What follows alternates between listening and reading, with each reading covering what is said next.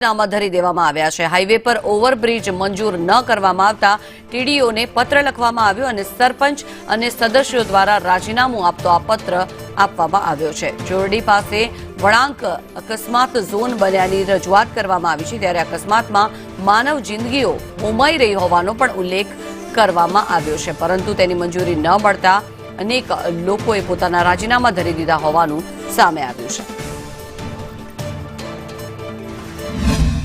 મારા ગામના એક ઓવરબ્રિજ માટે ભારત સરકારની એજન્સીઓને ઘણી વખત રજૂઆત કરેલી, કોઈ જાતનો નિવારણ આવેલ નથી।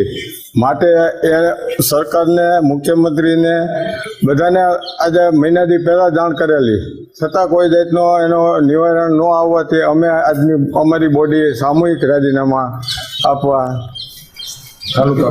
તાલુકા પંચાયતને સુપ્રત કરી છે।